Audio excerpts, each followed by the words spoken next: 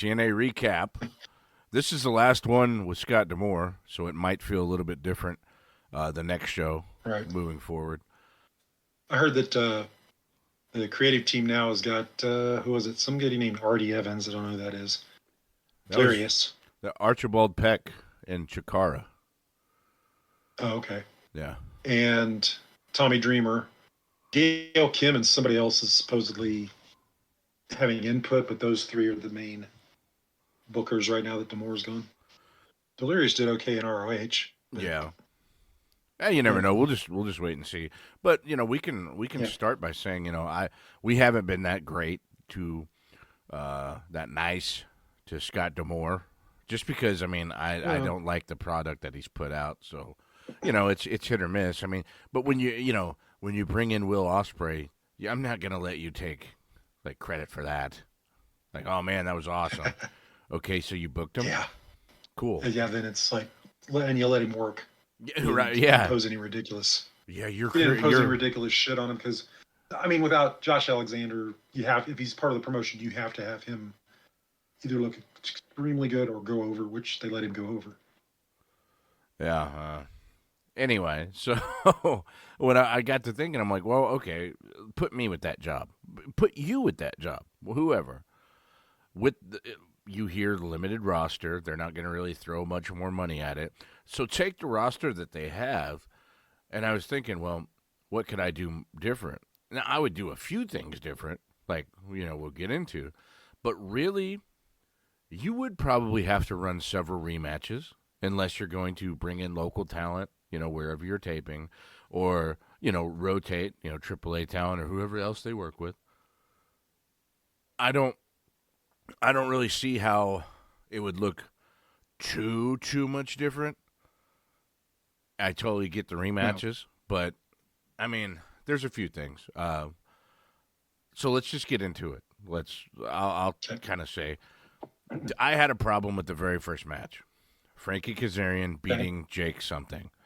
Jake something. Yeah.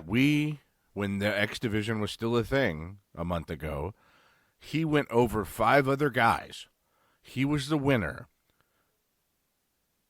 Now, his next match, and I don't care about, the cheating, the ropes, pulling tights, whatever, or getting in more offense. He still lost to Frankie Kazarian. This makes no sense to me. You can't have him beat on a few more luchadors if you're just waiting for the Ali Sabin stuff to play out or whatever the hell you're doing. This immediately was stupid to me. This was bad. I wouldn't do this. No. And then you what have... What enhances the stupidity is Eric Young is shown cuckolding backstage watching the match. Yes. Cuckolding. Watching the match. They could have easily... Well, they could have easily had him come out there and do a run-in, and that would have saved Jake something from, like you said, from looking like, okay, I beat all these guys, and then Kazarian beats me. Yeah. I can throw around guys half my size, but I can't throw around guys twice my age. Makes no sense, right? And the best part, it was a roll-up pin. Why not? Sure. I thought they were telegraphing an attack from Eric Young, but it's like, nope. He just got a weak-ass promo. But, listen, next week, Eric Young's going to come out face-to-face. Confrontation. Full warning. With a full warning, can't even build up the heat. Well, he surprise attacked you. Why couldn't you do the same? But no, let's not do that. That curtain is awfully heavy. It takes time. Next up, Jordan Grace defeated Savannah Evans, non-title. Now, I thought she fired her people. Now they said, they're getting a second chance. Come on. Yeah, they didn't. They couldn't think of something else. Probably didn't have enough people.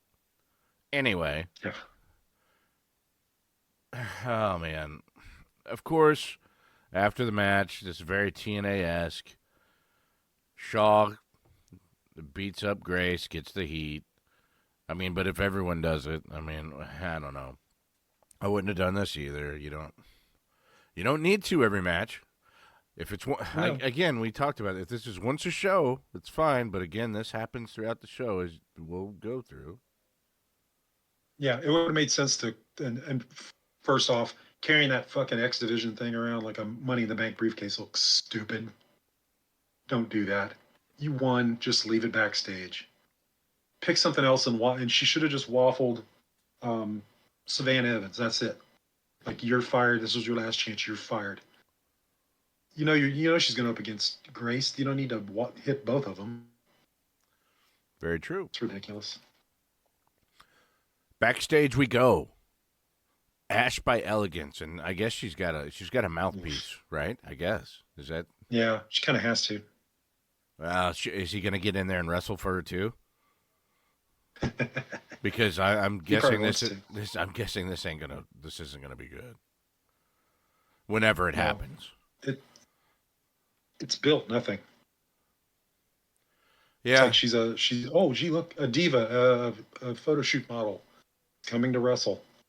Minus anybody knowing her from WWE. That's what you get. What about that dress though?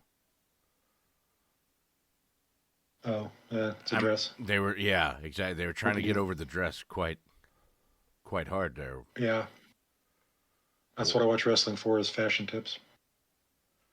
Here we go again. This Alan Angels show. What's this called? Can you even remember what it's called? I was waiting for them to say the name, but they didn't say it. No, it pops up. It's just who cares? It's like a graphic pops up, but I forget like sound check. Sound check. I just looked it up. So there he is, right? Don't worry, fans. Go on the internet and find out what happened. And then they talk about how Gotch and Josh Alexander, they wrestled like 5 years ago or something. Is that what was that? What it was? Or a while ago, yeah. 2015 or 5 years ago.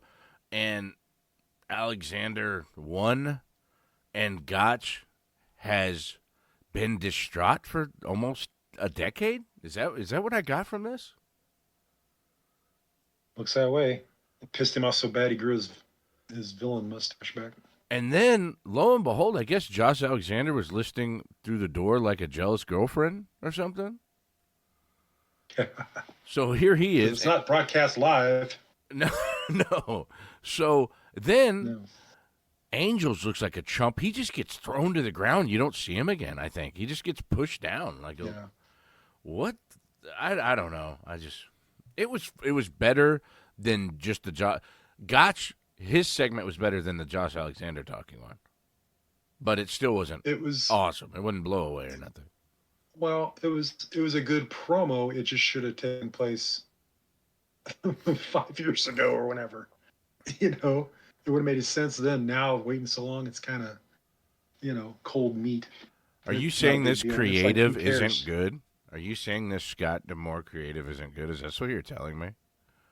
That's kind of what been the whole point this whole time. It's old. It's just I think he's been there too long. He needed to go, or he needed to do something else. I don't care if he stayed with the company. That's fine. He's been there and he's put the work in and all that shit. But creatively, it's the same old thing. And that's not his fault. There's only so much you can do with wrestling. But it can be a little more creative than this. Next match, very good match. We expect it to be a good match. But yes, the only thing that hurts it is you expected the outcome also. And that does hurt it. Right. And again, I thought we knew that going in. Anytime they have a best out of three, I've never seen it where they squashed them two matches in a row. So ABC defeats. I knew it was coming and just kind of forewent that whole whatever. But it was a good match. It was an interesting match that was put together well. So yes, ABC ties up the best of three series with the grizzled young veterans. Yep. Yeah, it's just expected. Now the next match should be the best one. We'll see. They had the promo from I can't remember the guy's name. The guy with the weird name, Oleg, whatever. His tag team partner. Oh my God! So what did you think about this? A lot of inside baseball. Dirty Dango, It Oleg is. Pruderus? the Pruderus? the Panda. Where's the Panda Energy card? I thought that was kind of funny. Yeah. But Talking about Scott that is Norton or actually a something? good. Yeah, he's talking about Scott Norton. I'm like, okay. Um, it could be. This could be what could freshen the thing up if they're going to get tag teams from across the country. This is where they start injecting a little blood. Maybe find somebody that can say, well, maybe we can expand the budget to hire these two guys. But because I'm sure that when they pay them, well, here's your standard pay for one night's work or whatever for one event, and send them on their way. But if they get somebody who's pretty exciting, or the crowd really gets into, this may be a way of freshening up their talent pool a little too. I will say I didn't This hate it. I didn't mind it. this is me making lemonade, I know, but Right. So do you like the Mustafa Ali thing? I think it's already getting a little bit stale already. I mean, kinda. it's reflecting what's been going on in real life for the past 8 years. So yeah, it's going to start out. It's an old. It's if it was current, it would make sense. Yeah, But it's again, it's they're old they're hat to about begin 4 or 5 years past the freshness date. This led to the little jobbers in the back with a bunch of randos. Chris Sabin Yeah. comes in, and I think, I don't know if he was talking about the show or he was talking about the Federation, but he said it sucked or this is shit or something, and I agreed. It I think was cool to he see hit a him kind guy of or he get shoved a pissed, guy. It was weird. and punch the one guy in the throat. It's like, get out of here. Kind of an odd segment. It was fine though. Yeah. And then the one you've been waiting for. Yeah, something like that. Digital media champion, Crazy Steve, and he's got crazy small tights to wrestle in. I know that. He defeats Rhino. This was some slop in this, I would say. Yeah, well, I think it was meant to be. Oh, okay. Well, I No, the mean, announcer said it was a standard match, and then right a second after he says that, Rhino pulls a table out from under the ring. oh yeah, and then they tried to cover it up, like, oh, digital media championships, they're not normally hardcore matches. Yeah, Yeah. yeah, and it says no rules or something like that. It's like, well, it's apparently it's ECW rules because you can beat the shit out of them all through the stadium, but you have to pin them in the ring. Crazy Steve, living up to his moniker, pulls a spork out of his boot, and the ref, immediately like a squirrel to a shiny object, goes and gets it. Yeah. Rhino standing there dumbfounded this whole time, not even selling being hurt. He's standing there, watching all this go down. Crazy Steven grabs the title, socks Rhino in the head, and even the ref was slow to even get to this. But it does get the pin. Get rid of this title now. Just retire it. Crazy Steven, right off in the sunset with that title. This sucks. Yeah, this was nothing. This was a nothing match. I didn't care. It kind of irritates me whenever it's this blatant. Rhino would never fall for this shit from this guy. He's been around too long. He should have expected this stuff. But they all act like their brains fall out just for the convenience of the plot. An ECW veteran wouldn't see a title shot coming. He wouldn't see somebody, especially if he knows Crazy Steve does that kind of crap. They should play on the fact that their character's a bit more. It's like, oh, I'm not that stupid. I'm not that gullible. I've been here a while. But now they just throw it out for convenience of what they want to, the point they want to get across so they can make a match.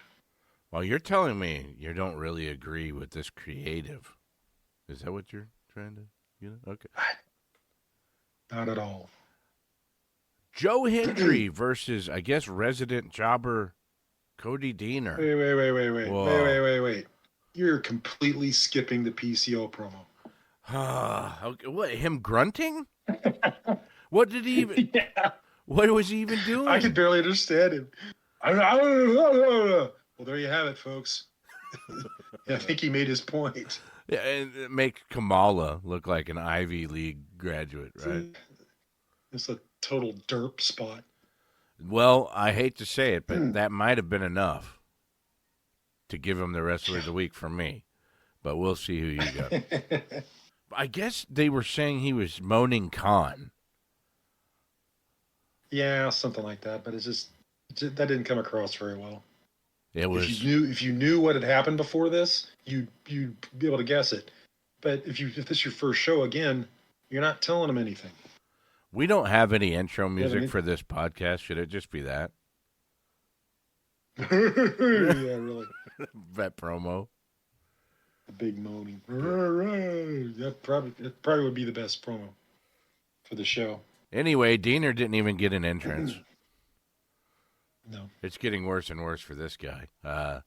Hendry comes out, but before Hendry and Diener could get it down, music video hits from Top Dollar. Is it AJ Francis? I think he's AJ Francis here. That's it. I don't know, but yeah, he raps about how he's got a lot of money, whatever. And I think the guy, he maybe played professional football or something, right? So he might actually have some money. I don't know. But anyway. So that's why I don't know his history. I know that's Moose's backstory. That's got to be the only reason Moose stays here, right? Because he's so fucking independently wealthy. Because otherwise he should have left years ago. But that's for a couple minutes from now. Love the business, I guess. Oh yeah. Anyway, so I think the funniest part was when Hendry's like, "Oh yeah, that didn't feel good," and he kind of played it off. And then he said, he's got a backup video. This isn't as good as the Cheez-It Champion thing, but it's set to AJ Styles' old music. Yep. Which was funny. He's got the sock gloves on. Yeah. So that was funny. He's good. I don't mind Hendry. No. Because somebody's seen for creative stuff, the videos they do for him are creative and they're kind of funny. And that might be him doing it for all we know. It might be. So, but yeah, so this, I don't believe this ever got started, right? Because he gets attacked. Diener came out and attacked him while he was talking to Francis, and then he came in and gave him a weak-ass choke slam. And then Rich Swann. And then Rich Swann comes out and runs him off, kind of. It's like, you just beat up a guy about the same size as Rich Swann. Why are you leaving? Well, right.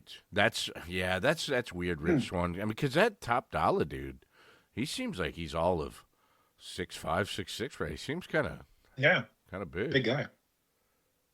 But, Rich growled at him or something, That's another thing too. In his little promo after the video thing, he said he comes from he was a shooter. Or he comes from a line of shooters or something like that. Like, brother, are you gonna use that line in this business? Yeah, I don't think so. You're big. There's plenty of people half your size could take you apart. That better be about guns and not actual fighting. Anyway, now here's another thing. The Nick Nemeth, he needs to be on these shows if he can be. He's the only one that's really a bona fide star, or feels like it to me. They show him and I don't remember the name of the show, the indie or whatever. The indie looked better than this. It was in Puerto Rico. Oh, so that's probably not an indie. That's probably their main thing. The WCC or whatever. Oh, okay. Is that the Carlos Colon or whatever? Or the Colon one, yeah. Oh, okay. Never mind. I thought it was an indie. Doing a show down there in Macklin, Radiant. Yeah, okay. Because I was like, this looks way better than what we're seeing. You know what I mean? Yeah. That'd be funny. Let's go to the local Smoky Bingo Hall. It looks way better. No, but I didn't realize that part of it. Just because I'm desperately trying to not watch what I'm watching. So, uh, so Macklin's a stalker. He knew he was going down there. Apparently, caught his itinerary for backstage somehow. Well, good thing Nemeth didn't like get in a bathroom stall or anything down there because nothing good happens. Anyway, go to the backstage with those There's a guys, hole in the wall. giggling about what they did. Trent Seven and Speedball, they come up, and Trent challenges Steven for next week. Nah, that's fine, I guess. I'll have to see because I've never seen besides the run in last week. Saving Speedball, I don't know what Trent Seven can do. So I'll be interested to see what he can do. It's been so many years since he was wrestling in Britain and coming over to do spot shows. So it's been a number of years. I think he may have did like NXT UK or I don't know, maybe not. I might be talking out of line. I don't know. Danny Luna defeated Killer Kelly. Do you care? Nah, it was a they did put a little twist on the ending with her partner trying to assist her in the off the ring on the ring apron and ended up tossing her the match because they screwed it up. How'd she win? The roll But up? then Decay, yeah, I think it was, yeah. Yeah, a roll up followed by what? Followed by the lights out and Decay A coming run out in. and running them all out of the ring. Yeah. I mean, stop me if you've heard this Well, one. the match was over. The match was over technically, Oh. but they just ran them out of the ring because they were starting to do the post match beatdown type shit. Have you ever Decay seen? came out and said, You ever "Save seen them." TNA do such things? Oh yeah, you did every match. Sorry. Yeah, every day, every show practically. And when you do it all the time, it's not special. That's part of the reason most wrestling isn't special is because I remember that. I did hot shot it, do this because it was worked great the last 50 times. No, it didn't. It worked great the first time. If you give it time to rest and not have it happen every friggin' week, then yeah, it becomes kind of surprising or shocking. Nope. Main event champion Moose, who does look like a champion to me. Now maybe in Yeah. other federations he may be mid card or upper mid card, but definitely here he feels like Right. champion. I know at one time he had, rumored offers from WWE and AEW, but he did re-sign here. But I don't know how smart that is. But again, we don't know his situation. Anyway, this show defeats Kushida. I actually like this match. It was good. It was kind of short, but it was good. It was a decent match. I thought so too. I'm like, they're giving this like the least amount of minutes, except for like the women's match wasn't very long, but it wasn't a long time. I mean, Kazarian Jake something felt like a lot longer than this to me, but Yeah. anyway, Kushida just trying to work the arm of the bigger guy, he getting caught on occasion, stuff like that. Kushida's got a sweet haircut if you can find it. Oh, it's great. But Moose gets a spear, and he should have looked dominant here. He should have. He gets the win, gets a spear, and then it's TNA. So what happens? Yeah, a run in. And what's funny Match about beat down followed by a run in. what's funny about this is no one could be at ringside. I forgot to mention that. No one could be at ringside, Right. so they showed them watching on monitors in the back. Well, after the match hit, I think the system, they come down and they beat on Kushida for quite a while. I have no clue where Kushida's friends were watching this match at backstage, but Really? it took them a long ass time. A lot of slaps and some punches, and my goodness, Watching on their phone from the parking lot. it took them a long time to get out there. But they're still Yep. setting up, and this literally like anything TNA, the feuds end up the same way. We got to run you off, and whoa, we're gonna get you. Same deal. That's what I'm saying. It can't be worse without D'Amore for me. I mean, it could be same, but I can't imagine Yeah. it being worse. If this is the extent of maybe, and I don't know. Maybe he's been phoning it in because back when he was originally denied uh, being paid, I guess it was Braun Strowman he was trying to bring in or something, and they denied him, and he tried to quit then apparently from what I heard, but they convinced him to stay, and I think he knew the writing was on the wall, so you know anything then I think he's just probably been phoning it in, knowing it was going to happen eventually. If I was TNA president, I would try to get them to bring in Braun Strowman on a crazy expensive deal, and then I'd quit, to rib him, screw him over. Pay him, I'll see you.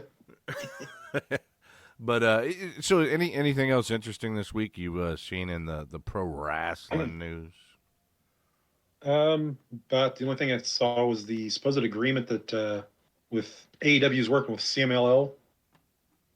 That apparently something in the contract says that they can't have any other Mexican federations, especially AAA, working on the shows too. Now I don't know if you've got one show there on the AAA guys can't be there, or if they can't partner up with them at all. Either way, it's kind of a slap in the face to like Ray Phoenix, Pent, and those guys. Poor Sammy Guevara. His father, I think, may be Hispanic, and now he can't even be on the shows. Is he from AAA too? Or no? I'm just kidding. I think okay. he's talking about any other Hispanic guy or something. I don't even think he's. I don't think they're being racist. I think they're just being territorial. He doesn't work for us. Those guys don't work for us, and they work for a rival promotion, so you can't feature them. Silver King, La Parca, Super Calo. No, but La Parca should be exempt from all of that. Right. He's La Parca. Jeff Cobb, who played a Hispanic guy in Lucha Underground, can he come in? We don't know. Send him down to CMLL and have him all their asses. Anyway, this should be if this is the case, I think it's easily avoidable because Penta and Phoenix, who should be on every show they can, but they're not. Sometimes they don't show up for once every 2 months. So I think this would be, if he has to do that, it seems fairly avoidable. But I've heard like AAA is pretty scummy, like just in general. Huh. Like yeah, and that may be, but I just kind of figured, like I said, part of the reason they got attention in the first place was the Penta and Phoenix matches. People were wowed over them if they weren't, because the Bucks weren't doing a whole fucking lot. Kenny Omega was in the spotlight a lot, so was Adam Page, but the Bucks, for that being their promotion or whatever, they haven't put on as many matches as I would have thought they would have the past couple of years. It's weird, it still feels like they haven't let the Bucks loose. Like no. Like the PWG or anything like that. Or, even the indie. Mm-hmm. The indie Bucks. It's, maybe a little more now with whatever they're doing. That's like we're presidents or whatever, whatever the hell they're doing. It's what they're doing now is not bad. It's not bad. But and then white tuxedos with all the blood on it. That's actually a really good touch. I like that. Speaking of that, well, and we can always talk about that. They win, right? The Bucks beat Sting and Darby to end it, or is it? See, here's my thing with Tony Khan, though. I mean, I could totally see him because his booking's a little odd. Even if you're on the way out, you get a big push, right? So maybe Sting just retires with the title. He didn't have to put anyone over. That'd be odd, right? That would be odd. Hopefully Sting wouldn't let that happen. Yeah, I would hope he wouldn't realize that that's not the greatest thing to do. But, yeah, so, I don't know. The other news is just, The Rock being around and cutting Rock promos and kind of outshining Roman Reigns. And that's just sad when stars of 25 years ago can come and just totally outshine what you have now because you've been so piss poor with building stars. Well, yeah, that you let them and that they can actually do better than the current crop. They, But embarrassing on two levels. yeah, they can't. I mean, and what? Who are the big stars? Would you say Rollins, who dresses like an absolute moron?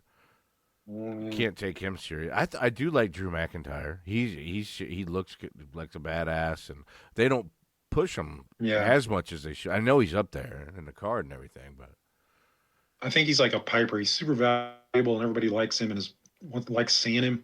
But I don't know that they'll ever get behind him to the point where he's a major star. except for that Roman, boring matches, all the same matches, very very formula wrestler. So I don't really care. Yeah, Aside from that, I mean Cody, formula wrestler. So yeah. he'll put on decent His stuff, but legacy's his gimmick, basically. yeah, and when he comes out and he's lisping around and stuff, oh, what you want to talk about, or whatever it is. I'm what Kick your ass. I don't care. You know what I mean? It's whatever. Yeah, But yeah. He can put together a decent enough match, and if there's someone better than him that can, you know, pull one out of him, that's usually the best way it works. But it ain't gonna be Roman Reigns. yeah, Rock can just come do second grade humor, and it's Maybe The just Rock. boom, he's already Yeah. more of a star than any of you guys. Yeah, we'll see what happens with the thing with Triple H and the fallout from Vince, because there's people that keep persisting about him and Stephanie had to have known something like this was going on. They didn't say anything. Oh, absolutely. Like, it's like, well, come on, man, it's family. You can't really. They're kind of rocking a hard place there, you know. Pun intended. Especially since at the time Vince was in control. Fire them, bring in Demore. You like formula? Here's some formula. Here you go. Generic, generic, generic.